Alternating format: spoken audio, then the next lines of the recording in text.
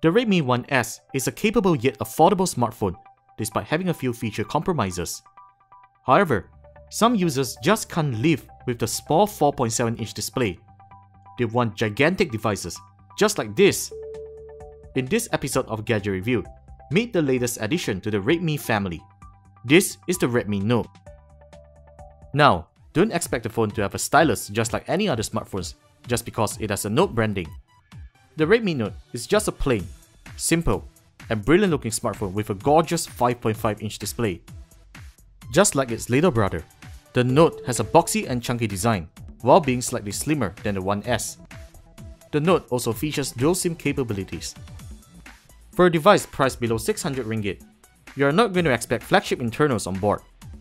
The Redmi Note has a Mediatek MT6592 1.7GHz Octa Core processor, 2GB of RAM, 8GB of internal storage with microSD expansion, 5.5-inch IPS 720p display, 13MP rear camera, 5MP front-facing camera, the usual wireless connectivity features, and powered up by a 3100mAh battery.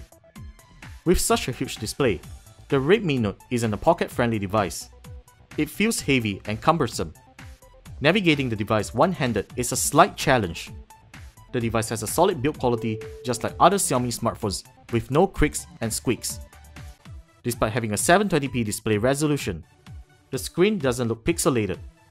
It shows great color saturation and amazing viewing angles. Outdoor visibility is acceptable, and touch response isn't the best that we have seen. Fortunately, our typing experience on the phone is acceptable. Sadly, on the software part, the Redmi Note runs on Android 4.2.2 Jelly Bean, which is due to the driver support from Mediatek and well, Xiaomi claims that the OS has been enhanced with MIUI version 5, and we find that to be quite true with its reliable software and performance. And speaking of performance, Mediatek's Octa Core chip doesn't seem to show its true potential, as running apps and transitions doesn't seem to be that fast and smooth as it should be. Even the Redmi 1S Snapdragon chip does a better job despite having lesser RAM. Fortunately, we're happy to report that everything works reliably on the Redmi Note. With MIUI's features and enhancements on board, you won't mind using the phone even if it's running on an older version of Android. Don't get us wrong, but we really love to see the latest and greatest version of Android running on the Note. Similar to the Redmi 1S, Xiaomi hasn't compromised features of MIUI on the Note. It also features Light Mode, aka Easy Mode, making the phone's huge display area extremely wasted, but people with vision problems will love it. We love the phone's huge, high-res display and reliable software experience. The device unfortunately shares the same design flaw as the Redmi 1S.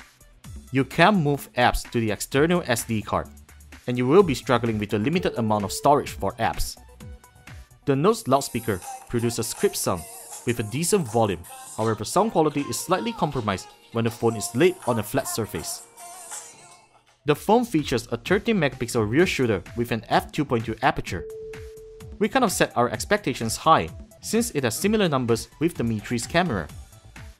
Sadly, pictures taken turns out to be mediocre for a 13MP camera. Images don't look sharp, and white balance measurement seems off course in some of our shots. The Redmi 1S's 8MP camera performed better when we did a side-by-side comparison. Do check them out in our post. The 5MP front-facing camera is good, but not great. The Note's 1080p video recording isn't great as well. The camera has a problem in metering, and audio recording isn't clear and refined. The phone gets pretty high scores in benchmarks, which you can't really judge against real-world performance. Mediatek's Octa Core chip is unfortunately a processor with low performance cores and slow memory bandwidth. Even though some graphics-intensive games plays well on the Redmi Note, you'll still notice an amount of lag if you are really particular. You might think that the Redmi Note is going to be bad in battery life, judging by its hardware.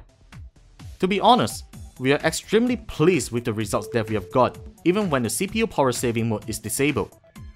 We did a lot of phone calls, IMs, music streaming, and managed to get more than a day of battery life. As reported by our callers, we sounded crystal clear in voice calls. The phone's HSPA Plus performance isn't great, even though we are located in great cell coverage areas. The Redmi Note sounds like a high-end mid-entry level smartphone. We can't deny the fact that at the price of 509 ringgit, it defeats many other similarly priced smartphones in terms of features and hardware that you're getting out of the box. The CPU of the Redmi Note isn't exactly bad, but it simply isn't future-proof enough for OS updates and games. The compromise of not being able to move apps to the SD card is also one major consideration for buying the device. If you just want a smartphone with a high-resolution huge display with an awesome battery life, the Redmi Note is the device that you will want to consider. We rate the Redmi Note at 3.5 out of 5 stars.